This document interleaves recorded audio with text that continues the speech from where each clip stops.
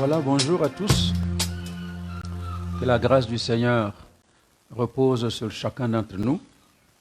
Et qu'en ce jour, nous puissions entendre la voix de Dieu.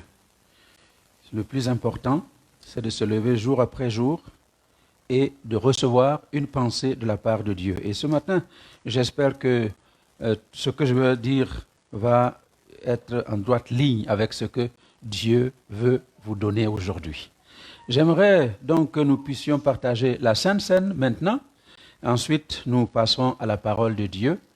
Alors, c'est pourquoi je vous invite à préparer votre pain et à préparer votre breuvage pour que nous partagions ce souvenir du Seigneur qui est mort, qui est ressuscité et qui est vivant pour son peuple. Alors, vous voyez, dans l'épître de Paul aux Corinthiens, première épître de Paul aux Corinthiens, ce sont des choses que vous connaissez, mais ce sont des versets de circonstance, et j'aimerais relire 1 Corinthiens 11 à partir du verset 23, où l'apôtre Paul dit « Car j'ai reçu du Seigneur ce que je vous ai enseigné. C'est que le Seigneur Jésus, dans la nuit où il fut livré, prit du pain, et après avoir rendu grâce, le rompit et dit « Ceci est mon corps, qui est rompu pour vous.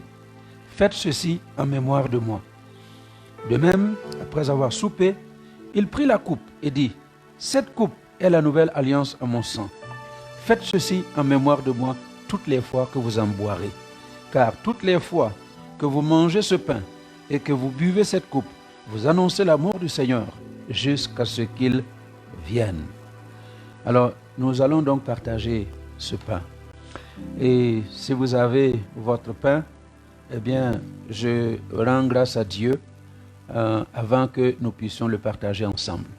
Seigneur notre Dieu, nous te bénissons pour le pain qui a été brisé,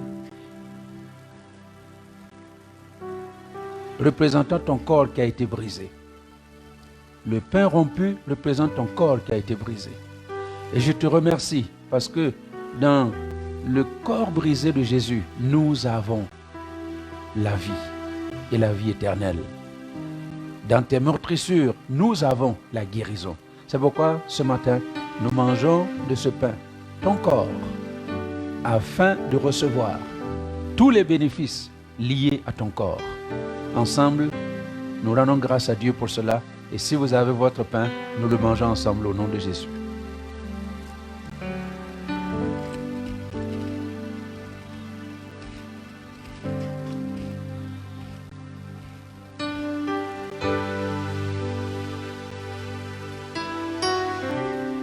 Alors, de même, après avoir soupé, il a pris la coupe et il a rendu grâce en disant de boire, parce que cette coupe est la nouvelle alliance en son sang. Le sang de l'agneau a été versé. Ce n'était pas le sang d'un bouc ou le sang d'un taureau, c'était le sang de l'agneau de Dieu qui a été immolé pour nous. Et nous nous souvenons que ce sang nous purifie de tout péché, nous lave de toute iniquité. C'est pourquoi nous buvons de ce breuvage qui représente le sang de Jésus pour notre purification et notre rachat. Buvons ensemble cette coupe au nom de Jésus.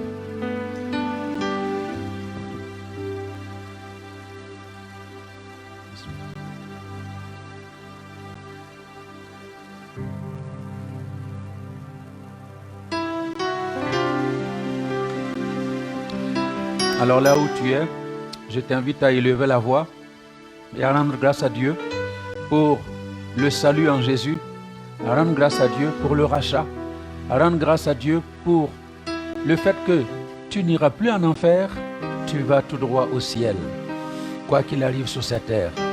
C'est pourquoi je te remercie, Seigneur. Tu as racheté pour toi un peuple et tu as fait de nous un royaume de sacrificateurs pour la gloire de Dieu ton Père. Ceci n'était possible que par le sacrifice que tu as consenti pour nous. Sans effusion de sang, il n'y avait pas de pardon. Et c'est pourquoi tu as accepté que ton sang soit versé, que ton corps soit brisé, pour que nous recevions la vie. Alors merci. En retour, nous voulons que jour après jour, la vie que tu nous as donnée puisse glorifier ton nom. Que dans nos paroles, ton nom soit glorifié. Que dans nos pensées, ton nom soit glorifié. Que dans nos actes de tous les jours, ton nom soit glorifié. Alors merci pour tout ce que tu nous permets de vivre ensemble avec toi. Au nom de Jésus. Amen. Amen. Eh bien, soyez bénis et que Dieu bénisse la méditation de sa parole et que sa faveur et sa grâce nous visitent tous. Merci infiniment pour votre présence sur notre page. Merci à nos chers internautes, vous qui nous suivez de l'Afrique, de l'Europe, de l'Amérique, de l'Asie, quel que soit l'endroit où vous nous écoutez, où vous nous suivez, nous vous saluons au nom de Jésus. Et nous prions que la bonne main du Seigneur puisse vous toucher là où vous êtes. Et aujourd'hui, j'aimerais vous laisser quelques réflexions sur le séjour terrestre d'un chrétien. Quelques réflexions sur le séjour terrestre d'un enfant de Dieu. Parce que les événements que nous vivons aujourd'hui, les événements qui nous préoccupent depuis ce jeudi, nous poussent forcément à la réflexion. En effet, depuis jeudi, pour ceux qui nous suivent, vous savez que nous avons perdu. Je n'aime pas le terme perdre parce que un enfant de Dieu ne se perd jamais. Mais depuis jeudi, nous avons enregistré que notre frère Moussa, dit Moïse Zeba, nous a précédés dans la gloire. Et vous savez très bien que ce jeune homme, converti il y a de cela à peine 3 ans converti, un jeune converti, mais un jeune converti qui a compris la vie de Dieu, le royaume de Dieu, la chose de Dieu, plus que des gens qui sont convertis depuis 15 ans, 20 ans, 30 ans, et qui a appris à servir Dieu dans l'espace de temps qui lui a été imparti. Et comme vous le savez, c'était plus qu'un frère, c'était vraiment un fils pour moi. Donc, c'est avec beaucoup d'émotion et avec beaucoup de tristesse, mais la consolation que nous avons, c'est que nous n'avons pas perdu un frère, nous avons un frère, un fils qui nous a précédés dans la gloire. Donc, ça pousse à la réflexion. Et c'est à juste titre que l'Ecclésiaste, dans son chapitre 7, verset 2, Ecclésiaste chapitre 7, verset 2, il dit « Mieux vaut aller dans une maison de deuil que d'aller dans une maison de festin. Car là, la fin de toute chose, car c'est là la fin de tout homme, et celui qui vit prend la chose à cœur. » Je relis pour vous. Mieux vaut aller dans une maison de deuil que d'aller dans une maison de festin, car c'est là la fin de tout homme, et celui qui vit prend la chose à cœur. C'est pourquoi il n'y a pas un meilleur moment de suivre cette page de El Shaddai. Il n'y a pas un meilleur moment de suivre tout ce qui se passe à El Shaddai. Parce que dans ce temps de deuil, c'est là où nous prenons les choses à cœur. C'est là où nous réfléchissons à notre existence terrestre. C'est là que nous prenons le temps de réfléchir à ce que Dieu veut pour nous, pense de nous, a préparé pour nous. Alors, c'est pourquoi je veux m'appuyer sur le texte du psaume 139, les versets 13 à 16, le psaume 139, versets 13 à 16, qui dit ceci: « C'est toi qui as formé mes reins. C'est toi qui as formé mes reins, qui m'as tissé dans le sein de ma mère. » Le psalmiste le dit. Tu as formé mes reins, qui m'as tissé dans le sein de ma mère. Je te loue de ce que je suis une créature si merveilleuse. Tes œuvres sont admirables. Tes œuvres sont admirables. Et mon âme le reconnaît bien. Mon corps n'était point caché devant toi lorsque j'ai été fait dans un lieu secret, tissé dans les profondeurs de la terre. Quand je n'étais qu'une masse informe, tes yeux me voyaient.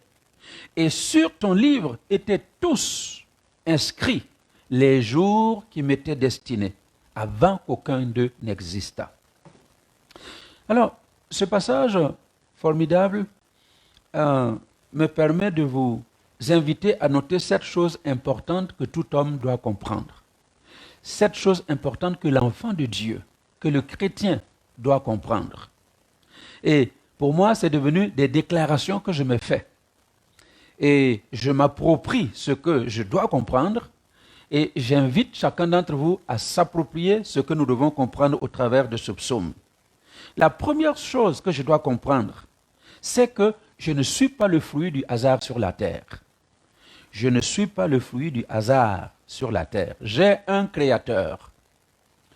Eh bien, vous connaissez la théorie de l'évolution, mais nous savons que chacun d'entre nous, Adam et Ève, ont été créés par le Seigneur Tout-Puissant et nous sommes la postérité d'Adam, la création de Dieu. J'ai un créateur. Et c'est pourquoi il dit, c'est toi. Il parle de Dieu. C'est toi qui m'as formé. Tu as un créateur. Tu n'es pas une erreur de la nature. Et tu n'es pas arrivé sur la terre comme un fruit du hasard. Tu as été planifié par un créateur. Comme il le disait dans, je crois, dans Ésaïe 41, Ésaïe 43, verset 1, il dit « Ainsi parle l'Éternel qui t'a créé, ô Jacob, celui qui t'a formé, ô Israël, ne crains rien, car je te rachète, je t'appelle par ton nom, tu es à moi. » Il dit « C'est moi qui t'ai créé. Tu es la création de Dieu. » Et comme tout créateur, créateur de mode, créateur de véhicules, tout créateur, tous ceux qui fabriquent des choses, il n'y a personne qui fabrique une chose pour rien. On fabrique toujours une chose pour un objectif déterminé. C'est pourquoi j'aimerais te dire ce matin que ta vie sur la terre, parce que Dieu t'a créé, il ne t'a pas créé pour venir accompagner les autres sur la terre. Il t'a accompagné et il a établi pour toi des objectifs que tu vas accomplir. Et dans le verset 7 du même chapitre 43 d'Ésaïe, tous ceux qui s'appellent de mon nom et que j'ai créé pour ma gloire, que j'ai formé et que j'ai fait. L'objectif ultime que Dieu poursuit en te créant, c'est pour sa gloire. Dieu t'a créé pour sa gloire. Et c'est pourquoi nous devons savoir que la gloire que nous avons sur cette terre, ce n'est qu'une gloire éternelle. Les hommes peuvent t'apprécier, tu peux devenir célèbre, fameux sur toute la terre, mais ça, ce n'est qu'une gloire éphémère. Mais la gloire éternelle, c'est la gloire auprès du Père. C'est pourquoi je ne veux pas rester inconsolable, parce que l'objectif pour lequel Dieu a créé notre frère, mon fils Moïse, c'était pour sa gloire. Et à partir du moment où il l'a repris dans sa gloire, eh bien nous avons de quoi nous encourager. Sache que tu n'es pas un hasard dans ce monde. Tu es la création de Dieu. Donc je ne suis pas le fruit du hasard. Est-ce que tu veux bien le proclamer avec moi? Je ne suis pas le fruit du hasard sur cette terre. Je ne suis pas le fruit du hasard sur cette terre. J'ai un créateur qui s'appelle l'Éternel. Deuxième chose importante à comprendre, j'ai été soigneusement façonné. Le texte que nous avons lu nous dit que Dieu nous a tissés. Je ne sais pas si ceux qui ont vécu au village, vous avez vu comment on tisse des nattes, comment on tisse des choses. C'est vraiment avec soin qu'on tisse les choses. Il dit que Dieu nous a façonnés, il nous a tissés dans le ventre de notre mère. Tu n'as pas été créé à la hâte, à la va-vite. Il a pris son temps pour te tisser, pour tisser tes reins, pour tisser ton cœur, pour tisser tes poumons, pour tisser chaque membre de ton corps. Il a pris son temps pour façonner ces choses-là pour toi. Alors donc, il y a de quoi rendre grâce à Dieu parce que je ne suis pas n'importe qui, ni n'importe quoi. Je suis façonné de façon soigneuse par le Dieu qui m'a créé. Alléluia. Alors c'est pourquoi, à partir de maintenant, nous pouvons simplement croire et accepter que nous sommes vraiment façonnés de façon extraordinaire et nous pouvons apprécier ce que Dieu a fait de nous. Alléluia. C'est pourquoi ce n'est pas nécessaire d'aller faire de la chirurgie plastique ou esthétique parce que tu n'aimes pas ton nez, tu n'aimes pas tes oreilles, tu n'aimes pas, je ne sais pas quelle partie de ton corps encore, et on dépense des milliers d'euros pour pouvoir faire ces choses-là. Non, Dieu t'a soigneusement façonné et il t'a créé pour sa gloire. Alléluia. Et la troisième chose importante que nous devons savoir, c'est que je suis le choix de Dieu. Vous vous imaginez?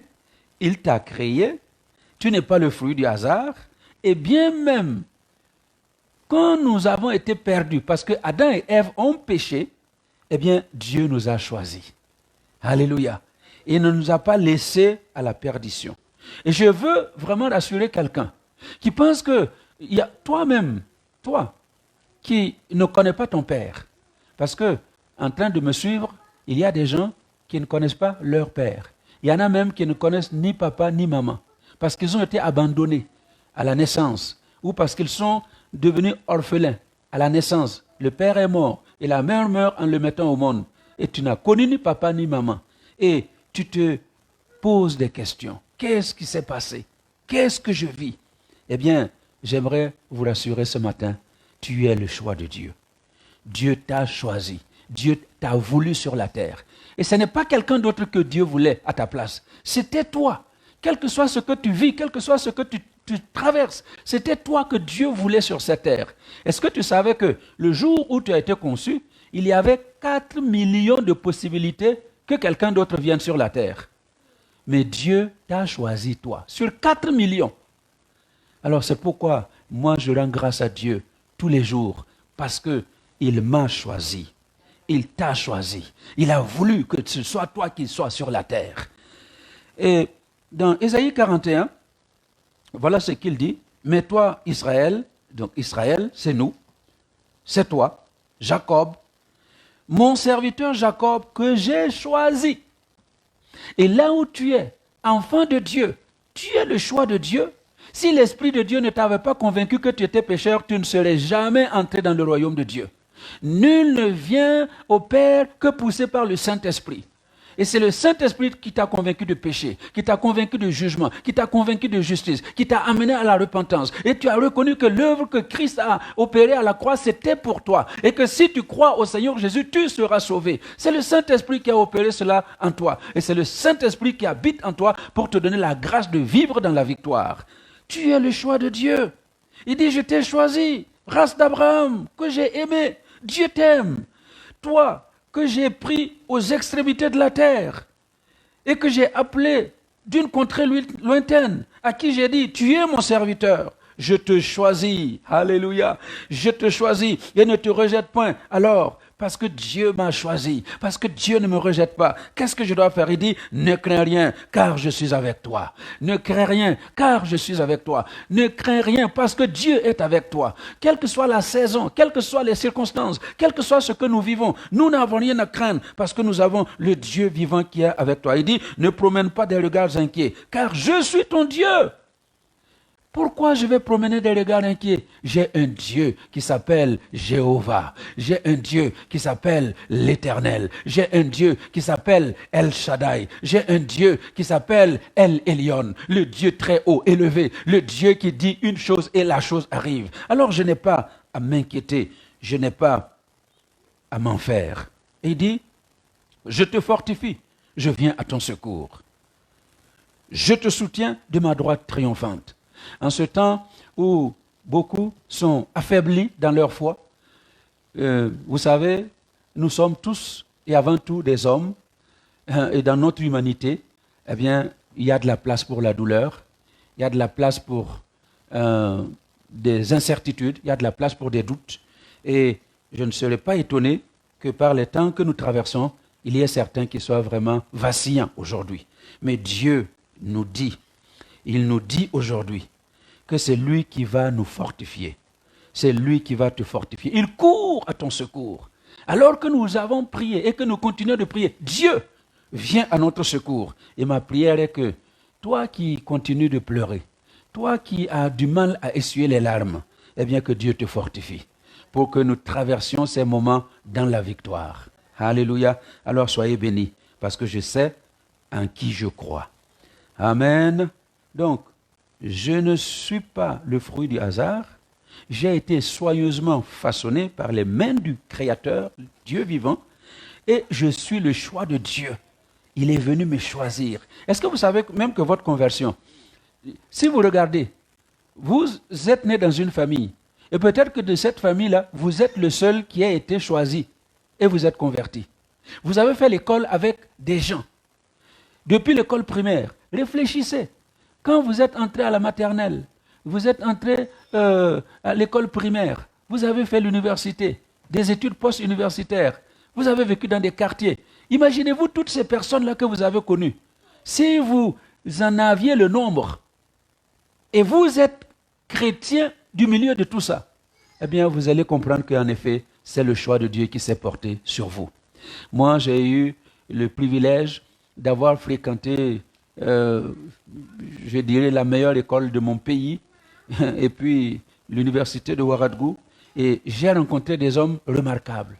J'ai rencontré des jeunes gens comme moi, qui étaient vraiment remarquables, plus intelligents que moi,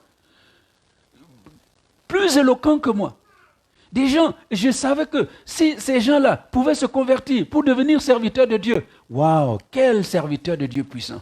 Mais certains sont morts sans jamais se convertir. D'autres sont encore vivants aujourd'hui, mais vivant loin de Dieu. Pourquoi? Parce qu'ils n'ont pas eu ce choix-là. Et moi, je suis le choix de Dieu. Alors je lui rends grâce. Et tu as le devoir de le remercier tous les jours, parce que tu es son choix. Son choix s'est porté sur toi. Quatrième chose que tu dois savoir, c'est que je suis le chef-d'œuvre de Dieu. Alléluia. Le chef-d'œuvre de Dieu. Vous connaissez le fameux verset, Éphésiens chapitre 2, verset 10. Il dit que nous sommes son ouvrage. Nous sommes son ouvrage. Et l'ouvrage de Dieu qui a été créé pour de bonnes œuvres, qu'il a préparées à l'avance pour que nous les pratiquions. Alléluia, tu es vraiment le chef-d'œuvre. Vous savez, quand on parle de chef-d'œuvre, c'est un travail minutieux. C'est un travail qui a pris du temps. Je pense toujours à Michel-Ange quand il était en train de peindre au plafond de la chapelle Sixtine. Il a pris du temps pour faire ce chef-d'œuvre-là. Et qu'est-ce que le monde entier ne fait pas pour aller voir le chef-d'œuvre de Michel-Ange à la chapelle Sixtine? Eh bien, toi, tu es le chef-d'œuvre de Dieu. Et le désir de Dieu est que tous les gens, toutes les personnes qui t'entourent puissent contempler ce chef-d'œuvre, puissent contempler la gloire de Dieu en toi. Alléluia. Tu es le chef-d'œuvre de Dieu. C'est pourquoi il dit, nous sommes préparés, nous sommes créés, le chef-d'œuvre de Dieu pour des œuvres que Dieu a préparées à l'avance afin que nous les pratiquions. Alors, bien-aimé, sache aujourd'hui que tu es le chef-d'œuvre de Dieu, que les hommes doivent venir contempler. Comme on va contempler les chefs-d'œuvre que les artistes ont réalisés, les hommes de cette terre, quand ils te voient, ils doivent être en contemplation. Contemplation. Ils doivent être en contemplation. Alléluia. Quand ils te voient, tout le monde doit dire, waouh, quelle créature. Parce que la façon dont tu parles, ça ne ressemble pas à comment il parle. La façon dont tu regardes, ça ne ressemble pas à comment il regarde. La façon dont tu écoutes les choses, ça ne ressemble pas à comment ils écoutent. La façon dont tu penses, ce n'est pas leur pensée. Ce que tu fais, ce n'est pas ce qu'ils font. Et ils doivent contempler ces choses-là en toi, en se disant, waouh, comment c'est possible que tu fasses ces choses? Parce que tu es le chef-d'œuvre de Dieu. Dieu y a mis son cœur dans ta création. Alléluia. Donc ça, c'était la quatrième chose importante que Dieu nous appelle à comprendre aujourd'hui. Et la cinquième chose, je suis sous la surveillance du Dieu Tout-Puissant. Du Dieu Tout-Puissant. Il explique que les yeux du Seigneur le voyaient. Les yeux du Seigneur le voyaient. Et les yeux du Seigneur continuent de le voir. Les yeux du Seigneur le voient. Les yeux du Seigneur continuent de le voir. Et j'ai une bonne nouvelle pour toi. Les yeux du Seigneur te voient. Les yeux du Seigneur te voient. Dans 2 Chroniques, chapitre 16, verset 9, c'est un verset que vous connaissez très bien. Qu'est-ce qu'il dit? Que les yeux du Seigneur se promènent. Je lis le verset en entier. Car l'Éternel étend ses regards.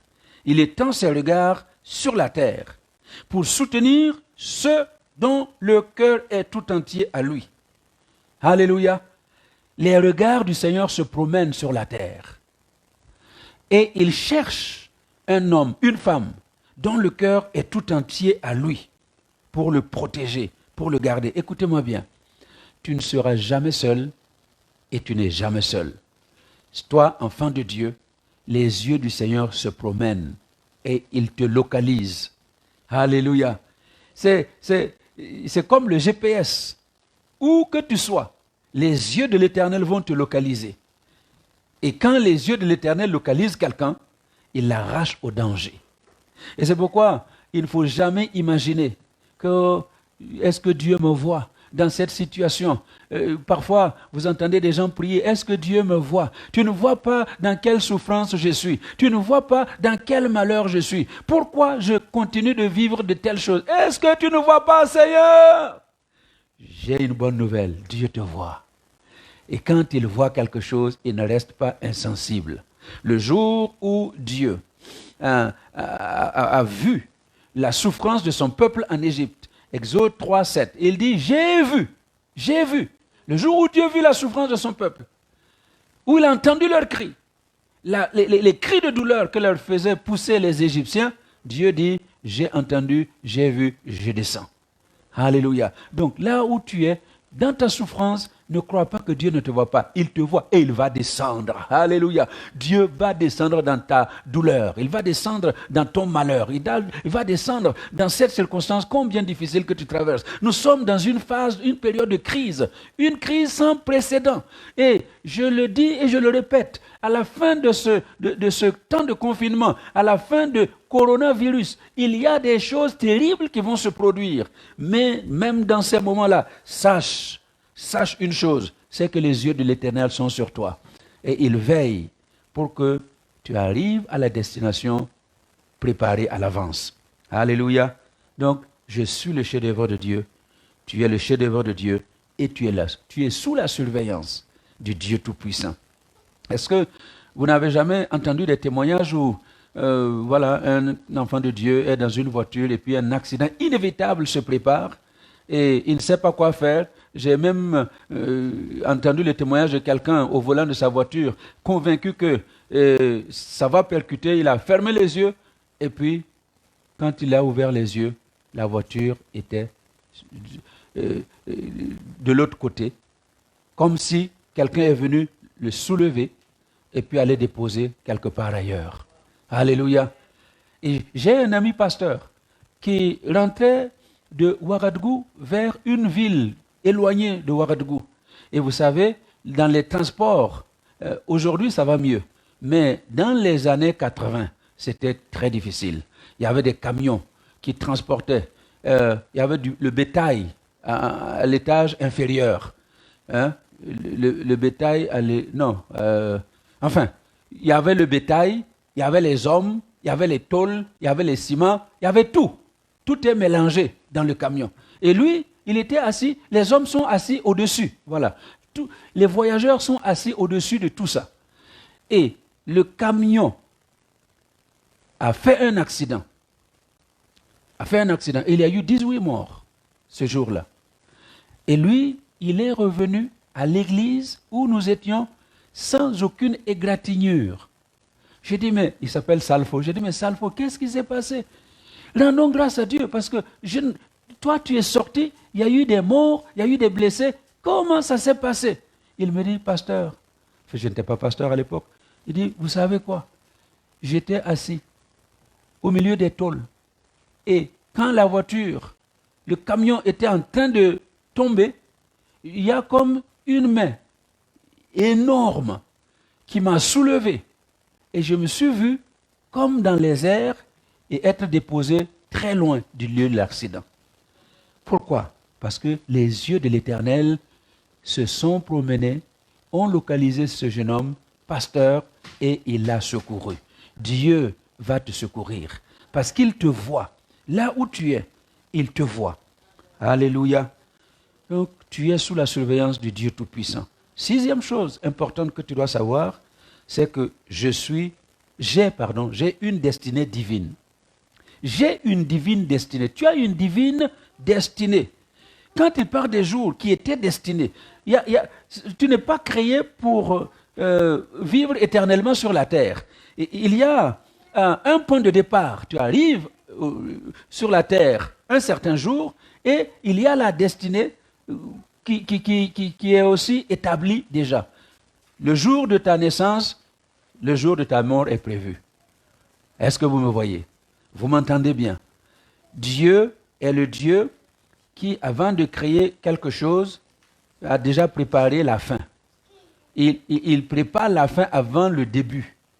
Et c'est ce qu'il a fait de toi. C'est ce qu'il a fait du psalmiste. Il lui a donné une destinée. Et la destinée, ce n'est pas seulement sur cette terre. Comme je vous ai dit, l'objectif que Dieu poursuit, la destinée de tout homme, c'est d'entrer dans la gloire. Être la gloire de Dieu. Et Dieu a préparé cette destinée pour toi. Et c'est pourquoi je répète toujours que toi, tu as une destinée. Tu n'es pas un singleton marchant sur la terre sans objectif, sans une direction précise. Et c'est pourquoi Jérémie dit dans son chapitre 29, verset 11, c'est Dieu qui lui parle, il dit, je connais les projets. Dieu t'a créé avec une destinée et il connaît les projets. Il a mis des projets pour toi. Il a mis un avenir pour toi. Un avenir plein d'espérance. Alléluia. Il y a un avenir. Ce n'est pas un avenir de malheur. C'est pourquoi, dans la vie, même s'il y a quelque chose qui se présente à toi comme un malheur, sache que le malheur va passer. Parce que l'objectif de Dieu, ce n'est pas que tu sois dans le malheur. Il a des projets de bonheur. Il a des projets de paix. Alléluia. Toi qui vis un moment difficile aujourd'hui, sache que ce n'est pas la fin de toute chose. La destinée que Dieu a préparée pour toi est une destinée glorieuse. Alléluia. Alors c'est pourquoi je me réjouis de la destinée qu'il a préparée pour moi. J'ai une destinée divine. Et tant que cette destinée n'est pas réalisée, eh bien, je ne peux pas quitter cette terre. Alléluia. Si Dieu n'a pas réalisé ce qu'il a destiné pour toi, tu ne quitteras pas cette terre. C'est pourquoi je pense que c'est jeudi que je l'ai dit. Vous voyez, la destinée des uns et des autres ne se ressemble pas. Ce n'est pas parce que quelqu'un est mort à la fleur de l'âge que tout le monde va s'imaginer, oh là là, c'est terminé, je vais mourir. Non, Dieu a établi un certain nombre de jours pour chaque personne. Il y a des gens, leur destinée, c'est 3 jours. Certains, leur destinée, c'est 10 ans. Et puis il y en a qui vont passer plus de temps encore sur la terre. Mais comme je l'ai dit, le plus important, ce n'est pas la longueur du temps que tu passes sur la terre. Il y a des gens qui vivent sur la terre. Ils ont 90 ans, ils ont 100 ans, mais ils sont inutiles pour la terre. Le plus important, c'est de remplir ce pourquoi Dieu t'a appelé à vivre sur la terre. Si tu trouves cette mission que Dieu t'a donnée sur la terre et que tu remplis cette mission, c'est en ce moment que tu auras une vie accomplie. Alléluia. Tu as une destinée. Il faut découvrir dans cette destinée la mission précise que Dieu a préparée pour toi. Alléluia. J'ai une destinée divine. Et je prie que toi, tu découvres ta destinée divine et que tu marches dans cette destinée divine pour voir la gloire de Dieu. Alléluia. Et la 7e chose que tu dois savoir et que je dois savoir, c'est que je suis en transit sur cette terre. Je suis en transit sur la terre. Alléluia. Tu es en transit. Vous qui voyagez, qui prenez les avions, vous avez une destination. Quand je vais à Ouagadougou, on met destination Ouagadougou. Mais qu'est-ce que je fais? Vous prenez l'avion au Luxembourg, vous atterrissez à Paris, escale. Vous êtes en transit.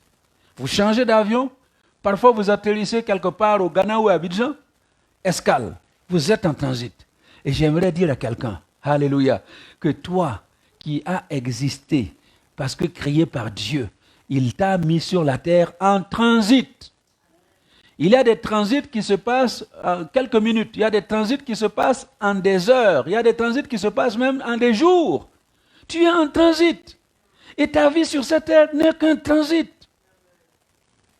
Et c'est pourquoi le psalmiste, quand nous avons lu, il dit, mes jours sont comptés. Tu les as comptés avant qu'aucun d'eux n'existe. Dieu a compté déjà tes jours. Et j'aimerais vous dire ce que l'apôtre Pierre disait dans son chapitre 2, verset 11. Il dit, bien-aimés, je vous exhorte comme étrangers et voyageurs. Étrangers et voyageurs. Tu es un étranger, tu es un voyageur sur la terre. Alléluia. Alors, comment un voyageur, tu es allé en vacances à Dubaï et une famille t'accueille à Dubaï et te laisse vivre avec eux pendant 2 semaines, pendant 1 mois, même pendant 1 an. Et quand ton séjour est terminé, tu dis je vais rentrer chez moi et ils vont dire non, tu ne peux pas rentrer, tu ne peux pas rentrer. Pourquoi? J'étais en transit. J'étais un voyageur. Et c'est pourquoi, bien aimé, la terre sur laquelle nous sommes en transit. Et s'il y a un enfant de Dieu qui quitte la terre pour retourner dans la gloire, eh bien c'est là sa destination. Alléluia. Alors c'est pourquoi je sais que mon fils Moïse est arrivé à destination. Alléluia. Je me rappelle toujours comment il était tellement heureux quand il a rencontré Jésus. Il disait toujours, mais je ne sais pas, je crois que Dieu m'a amené au Luxembourg pour que je puisse vivre ce que je vis maintenant. C'est un homme qui a beaucoup voyagé. C'est un homme qui a tout fait dans la vie. Il n'y avait pas une chose que ce garçon-là ne sait pas faire. Et quand il te dit, tu lui demandes, est-ce que tu sais faire ça? Il dit, je vais essayer. Quand il te dit, je vais essayer, ça veut dire qu'il sait bien le faire. Il y a un monsieur touche-tout et qui était vraiment au four et au moulin. Mais c'était un transit. Alléluia. Cette vie sur terre n'était qu'un transit. Et le temps expiré, eh bien, il est retourné dans la gloire. Il faut le savoir, bien-aimé. Tu es un étranger. Tu es un étranger sur cette terre. Alléluia. C'est pourquoi il faut se rendre compte que je dois bâtir les choses les plus importantes, pas sur cette terre, mais à ma destination finale. Alléluia. Nous avons connu des gens de notre pays qui sont allés comme des étrangers dans d'autres pays. Ils ont investi, ils ont obtenu des larges espaces de terre pour cultiver. C'est devenu de grands planteurs de cacao, planteurs de café. Ils ont développé des entreprises, ils ont construit des immeubles. Vraiment des gens que Dieu a bénis riches. Et certains n'ont jamais imaginé qu'un jour tout cela, ça peut prendre fin. Mais il y en a qui ont été intelligents, qui se sont dit, on ne sait jamais. Elles ont commencé à investir dans leur pays natal. Ils ont investi, ils ont construit des immeubles, ils ont organisé des usines. Et une crise est arrivée et on a chassé tous ces gens-là de ce pays et ils se sont retrouvés sans rien. Des multimillionnaires sont rentrés dans le pays, retournés dans leur pays avec une simple valise parce que tout leur a été retiré. Voyez-vous, sur la terre, tu es un étranger. Les maisons que tu peux bâtir, les voitures que tu peux avoir, les millions que tu peux accumuler dans ton compte, toute la gloire que tu peux avoir, eh bien ce n'est que éphémère. Alors c'est pourquoi je t'invite vraiment à comprendre que tu es un voyageur sur cette terre et la destination finale c'est le ciel. Alléluia. Moïse a achevé sa course. Il a achevé sa course, son voyage sur la terre. Très courte période, mais période bénie et intense. Alléluia. Et Philippiens chapitre 3, verset 20 nous dit, notre cité à nous est dans les cieux, d'où nous attendons aussi comme Sauveur et Seigneur Jésus-Christ. Notre cité est dans les cieux. Alléluia. Alors c'est pourquoi j'insiste que les enfants de Dieu, les chrétiens que nous sommes, qui faisons l'apologie du ciel, qui disons qu'en effet c'est un endroit merveilleux, glorieux, eh bien, si nous étions vraiment conscients de ce que nous disons, nous n'allions pas être inconsolables quand nous perdons un des nôtres. Notre destinée, notre cité est dans les cieux. Alléluia. Alors soyez bénis. Et pour ces 7 choses que vous devez réaliser, je ne suis pas le fruit du hasard sur cette terre. J'ai été soigneusement façonné par Dieu. Je suis le choix de Dieu. Je suis le chef-d'œuvre de Dieu. Je suis sous la surveillance de Dieu. J'ai une destinée divine et je suis en transit sur la terre. Alléluia. Alors, deuxième partie de ce temps que je partage avec vous, que dit la Bible à propos de la durée de la vie? Je vous ai dit que c'est des réflexions sur la vie de l'homme sur terre. Quelques réflexions. Qu'est-ce que la Bible dit de notre vie sur la terre? La durée. Quelle est la durée de notre vie?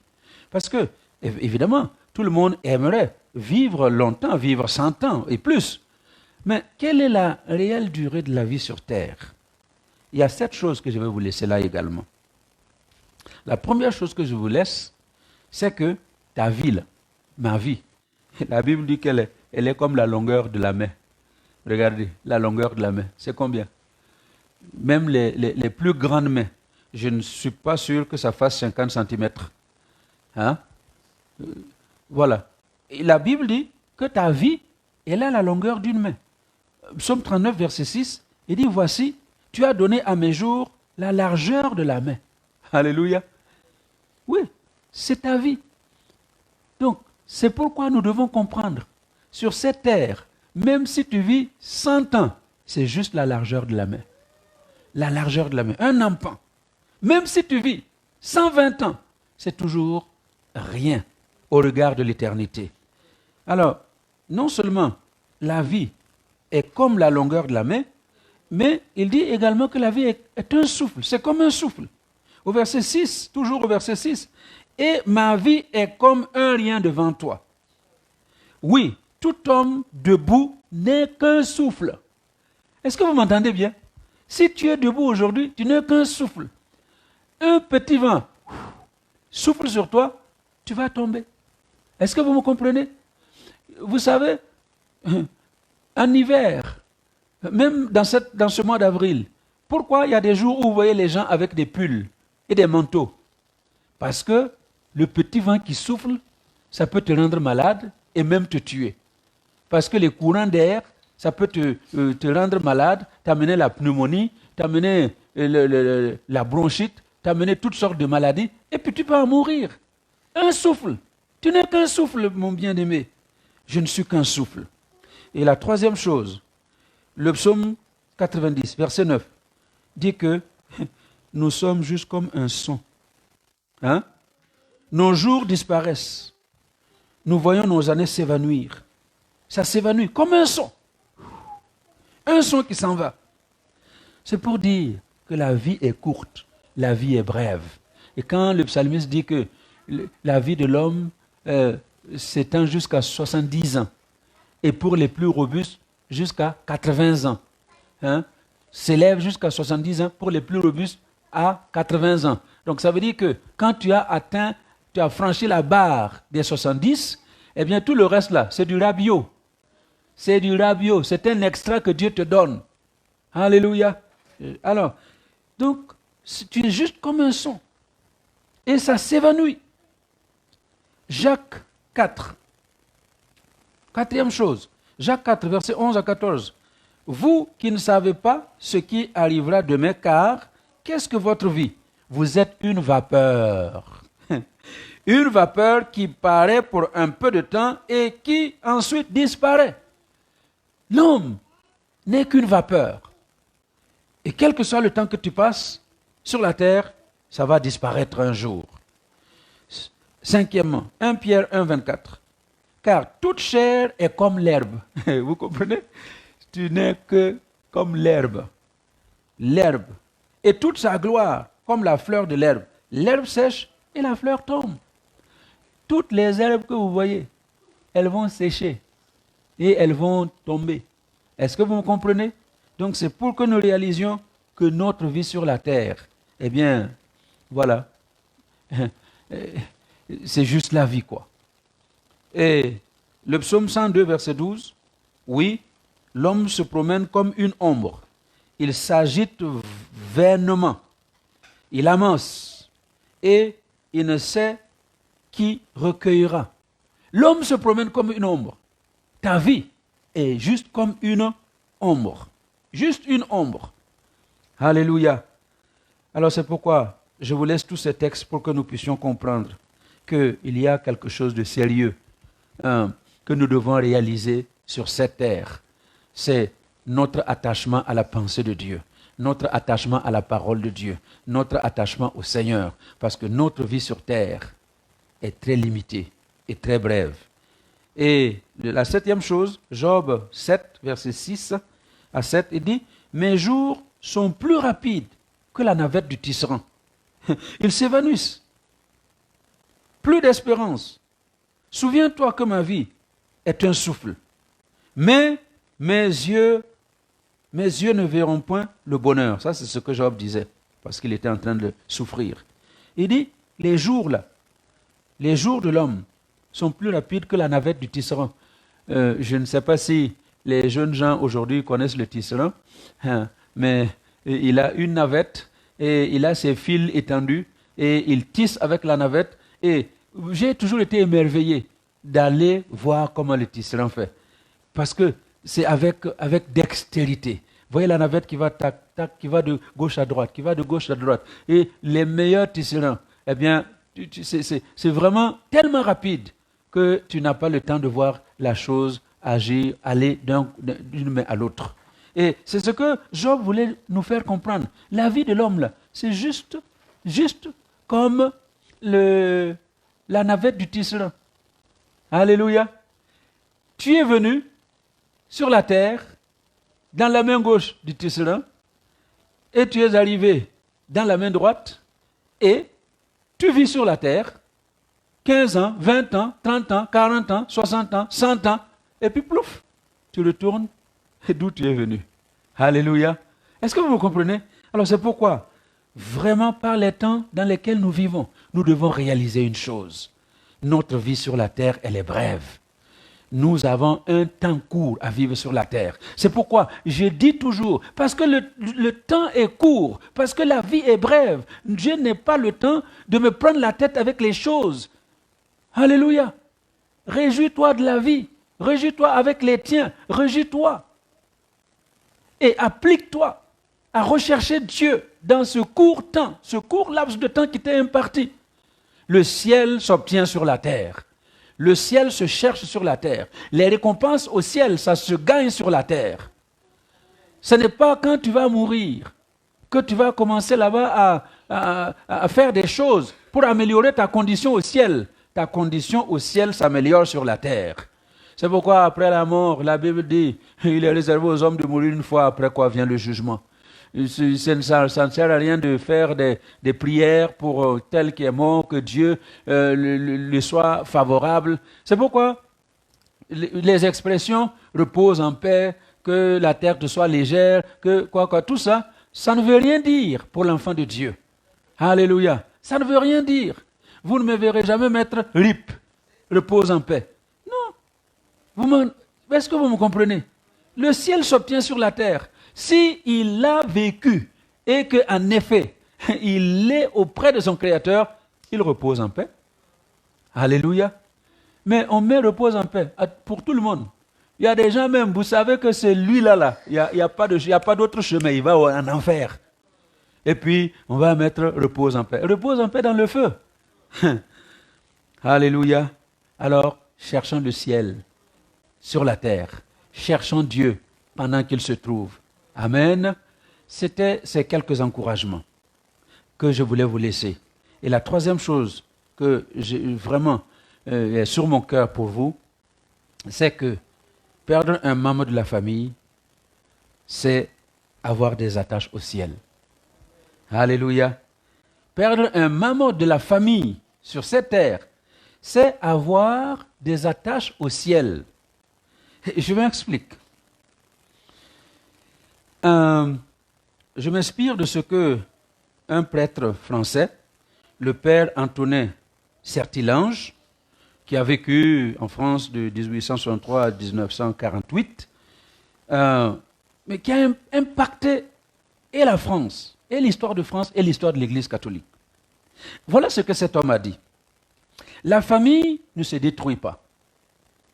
Elle se transforme. Une part d'elle va dans l'invisible.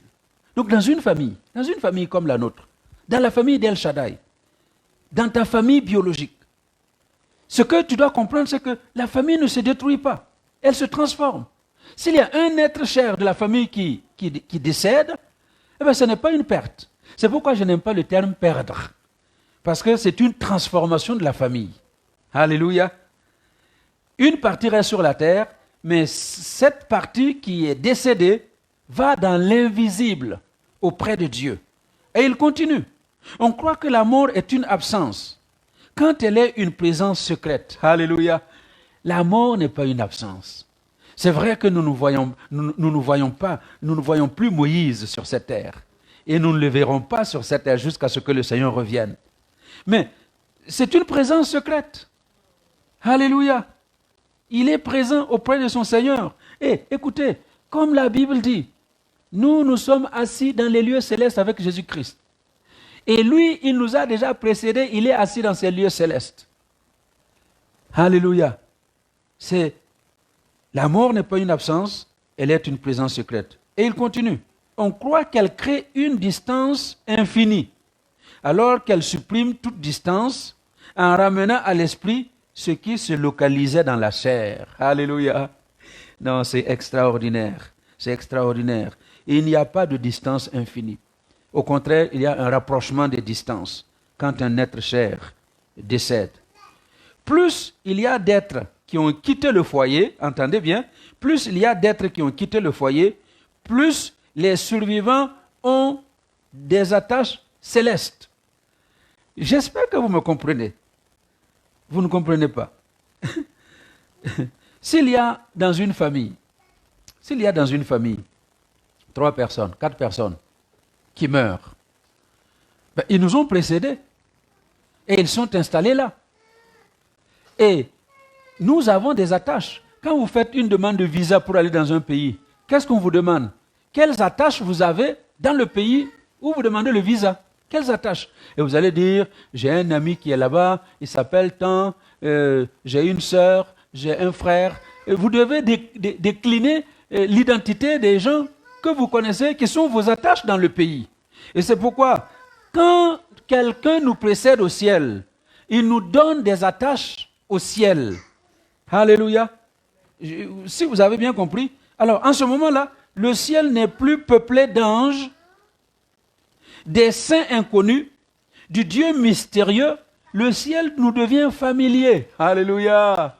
Ah, le ciel nous devient familier. Vous savez, quand Jean a vu la gloire de Dieu sur l'île de Patmos, et il a vu le trône du Seigneur, il a vu le ciel, il voit ce grand trône sur lequel est assis cette personne extraordinaire. Il voit que autour de lui, il y a 24 trônes, et sur les 24 trônes, il y a 24 vieillards, et il voit les 4 êtres vivants, et il voit les anges, par milliards et par milliers, tout autour du trône de Dieu.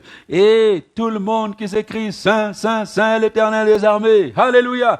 Voilà ce que Jean a vu. Et vous voyez, le ciel qui semblait être inconnu, mystérieux, eh bien, nous devient familier. Parce que nous avons des attaches. Et moi, j'ai une assurance.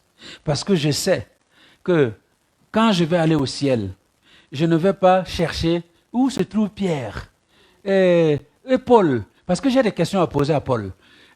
Vous savez que les personnages bibliques, ils n'avaient pas le visage des films que vous voyez. Quand on parle de l'histoire d'Abraham, vous voyez un film, on présente un Abraham, voilà, vous voyez l'histoire de Moïse, on présente un Moïse, et puis dans votre tête, vous avez l'impression que Abraham était exactement comme ça, que Moïse était exactement comme ça, qu'il y avait telle et telle chose qui était exactement comme ça. Voilà ce qui retient l'esprit de chacun. Alors quand tu vas arriver au ciel, eh bien, tu risques d'être perdu parce que tu ne le connais pas les gens. Mais mon assurance, c'est que le jour où je vais arriver au ciel, je vais voir une petite fille qui s'appelle Myriam, qui m'a devancé dans ce ciel et nous avons eu la grâce de l'accueillir pendant 7 semaines sur la terre. Et elle nous a précédés dans la gloire. Et je m'attends le jour où je vais arriver, voir cet enfant courir. « Oh papa, te voici enfin, je te revois !» Alléluia. Quand je vais arriver au ciel, je verrai Moïse qui va courir vers moi pour dire, Papa, oh, tu es arrivé, bienvenue. Je vais voir mon Père que nous avons amené à la conversion qui dira, mon fils, tu es là, bienvenue. Je verrai mon beau-père qui était pasteur, qui m'a conduit dans cette gloire aussi et qui dira, mon fils, voilà le Dieu que nous avons servi, bienvenue dans sa demeure. Je verrai ma belle-mère que j'appelais Chérie Coco, qui me dira, mon fils, te voilà enfin. On peut continuer de nous appeler Chérie Coco ici. Alléluia. Au ciel, j'ai des attaches. Au ciel, j'ai des attaches. Au ciel, j'ai des amis qui s'appellent Abel, qui s'appellent Zacharie. Au ciel, j'ai des grands frères qui m'ont précédé, qui s'appellent Martin Moutebele, Rosiane Moutebele, qui s'appelle Maman Champion, qui s'appelle Papa Chiribagula, qui s'appelle Maman Émérance. Au ciel, j'ai des gens que je connais qui m'ont précédé, qui faisaient comme partie de ma famille. Le ciel ne m'est plus étranger. Le ciel m'est familier parce que j'ai des mamans de ma famille qui y sont et qui vont m'accueillir le jour où je vais arriver. Alléluia. Et j'espère que vous me comprenez. C'est pourquoi ce matin, nous devons nous encourager parce que notre frère Moïse, il n'est pas perdu. Il n'est pas allé à l'inconnu. Il est allé dans la présence de Dieu. Il nous a précédés. Et un jour, si Dieu nous prête longue vie et qu'il nous prenne dans sa gloire, nous allons le rencontrer à nouveau. Alors soyez consolés, soyez consolés. Alléluia, soyez consolés. Et c'est pourquoi Paul, dans 2 Thessaloniciens, chapitre 2, versets 16 à 17, il dit que votre Seigneur, que notre Seigneur Jésus-Christ lui-même, et Dieu notre Père, qui nous a aimés et qui nous a donné par sa grâce une consolation éternelle et une bonne espérance, console vos cœurs. Que ce Dieu-là console vos cœurs et vous affermisse en toute bonne œuvre et en toute bonne parole. Alléluia. Que Dieu console vos cœurs. Que Dieu nous donne de réaliser qu'il nous a laissés sur la terre pour accomplir de bonnes œuvres, pour parler de bonnes paroles. Qu'il ne sorte de votre bouche aucune parole mauvaise. Mais s'il y a lieu quelques bonnes paroles qui communiquent une grâce à ceux qui l'entendent. Oui, nous sommes créés pour des œuvres qui ont été préparées à l'avance afin que nous les pratiquions. Moïse nous a précédés. Il nous a laissés pour que nous puissions continuer cette œuvre. Alléluia. Alors que Dieu vous bénisse et que Dieu nous donne de réaliser que le temps que nous passons sur cette terre, il est déterminé, il est limité, il est très court. Alors rentabilise le court temps qui te reste et que le nom du Seigneur soit glorifié au nom de Jésus. Amen. Soyez bénis, soyez bénis, soyez bénis au nom de Jésus. Alors nous allons prier. Nous allons prier. Vous voyez, il a été assez court, mais c'est la pensée que Dieu avait pour vous. Et quand Dieu a fini de parler, ça ne sert à rien de continuer parce que là, on va dire des choses qui ne vont plus glorifier son nom. Pour moi, Dieu a fini de parler ce matin, alors je m'arrête aussi. Alléluia. Alors que Dieu te bénisse là où tu es. Que Dieu console la famille de Moïse, que Dieu console la grande famille, que Dieu console l'église El Shaddai, que Dieu console les hommes, les femmes. Il y en a tellement à qui il a fait du bien. Comme j'ai dit dans son court temps de passage au milieu de nous, il a fait du bien à tout le monde. Et nous prions que ton cœur qui saigne soit consolé aujourd'hui. Que tes questionnements reçoivent une réponse. J'espère que tu as reçu une réponse aujourd'hui. Alors soyez bénis encore. Et que la grâce de Dieu vous accompagne au nom de Jésus. Amen.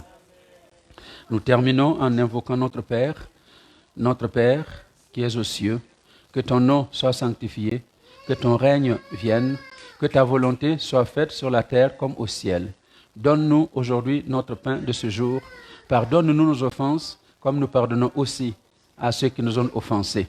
Ne nous soumets pas à la tentation, mais délivre-nous du mal, car c'est à toi qu'appartiennent le règne, la puissance et la gloire pour les siècles des siècles.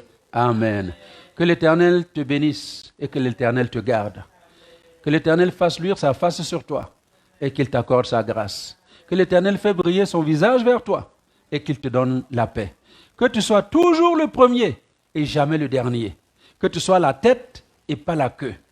Que tu sois toujours devant et pas derrière. Et je prie que tu sois en bonne santé, comme prospère l'état de ton âme. Que la grâce de notre Seigneur Jésus-Christ, l'amour de Dieu notre Père et la communion de l'Esprit Saint vous accompagnent tout le long de cette semaine. Au nom du Père, du Fils et du Saint-Esprit. Amen. Soyez bénis. Alors, je vous signale que notre frère Moïse va être amené dans sa dernière demeure demain à 14 heures.